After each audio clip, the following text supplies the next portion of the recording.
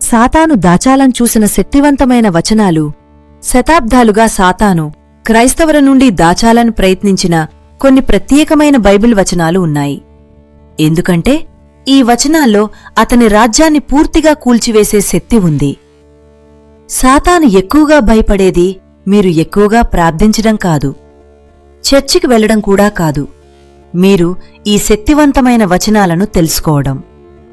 ఒక క్రైస్తవుడు ఈ వచనాలను తెలుసుకుని విశ్వాసంతో ప్రకటించినప్పుడు దుష్ట యోజనలు రద్దు అవుతాయి, ఆత్మీయ బలమైన కోటలు కూలిపోతాయి. 1 లూకా 10:19 ఇదిగో, నేను మీకు పాముల మీదను తేళ్ల మీదను నడిచే అధికారమును ఇచ్చితిని. మీరు కేవలం రక్షింపబడినవారు కాదు, మీరు అధికారంతో నడిచే వ్యక్తి. 2 యాకోబు 4:7 దేవునికి లోబడుడి, అపవాదిని ఎదిరించుడి, అతడు మీ నుండి పారిపోవును. ఇది హామీ, అతడు తప్పకుండా పారిపోవాలి.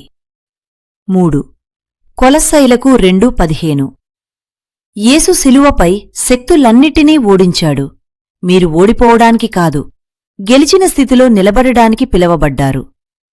4 1 యోహాను 4:4 లోకములోనున్నవాడికంటే మీలోనున్నవాడు గొప్పవాడు.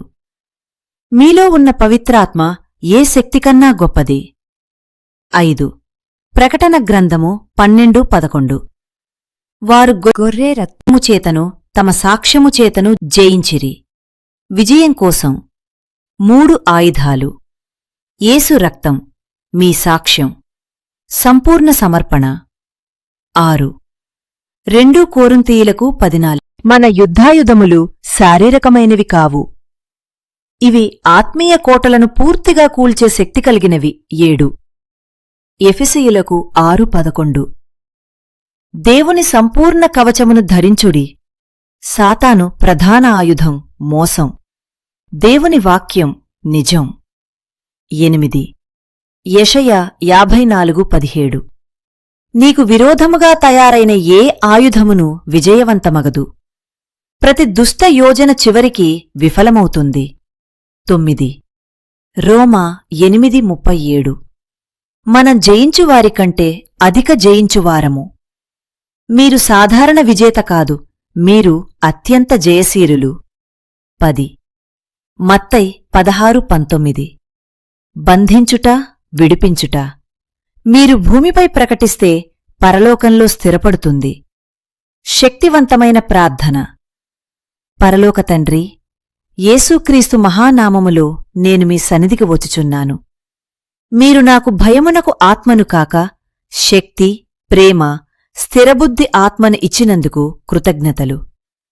లూకా 10:19 ప్రకారం నేను పాముల మీదను తేళ్ల మీదను నడిచే అధికారమును స్వీకరిస్తున్నాను.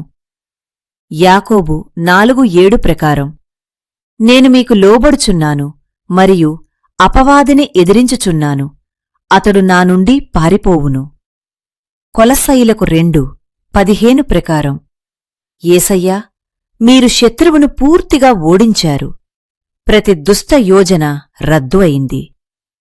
1 యోహాను 4:4 ప్రకారం నాలోనున్న పవిత్రాత్మ ప్రపంచములోనున్న శక్తికన్నా గొప్పది. ప్రకటన 12:11 ప్రకారం నేను యేసు రక్తము చేతను నా సాక్ష్యము చేతను జయించుచున్నాను. 2 కొరింథీయులకు 14 ప్రకారం నా మనస్సులోని ప్రతి బలమైన కోటను కూలద్రోయుచున్నాను. ఎఫెసీయులకు 6 ప్రకారం నేను దేవుని సంపూర్ణ కవచమును ధరించుచున్నాను. యెషయా 54:17 ప్రకారం నా మీద వచ్చిన ఏ ఆయుధమూ విజయవంతం కావదు. రోమా 8:37 ప్రకారం నేను క్రీస్తులో అత్యంత జయశీలిని. మత్తయి 16:19 ప్రకారం నేను ప్రతి దుష్టకార్యాన్ని బంధించుచున్నాను, దేవుని చిత్తాన్ని విడుదల చేస్తున్నాను. పరిశుద్ధాత్మ, నా జీవితమంతా నింపుము, నా కుటుంబాన్ని కాపాడుము. యేసు నామములో ప్రార్థించుచున్నాను. ఆమేన్.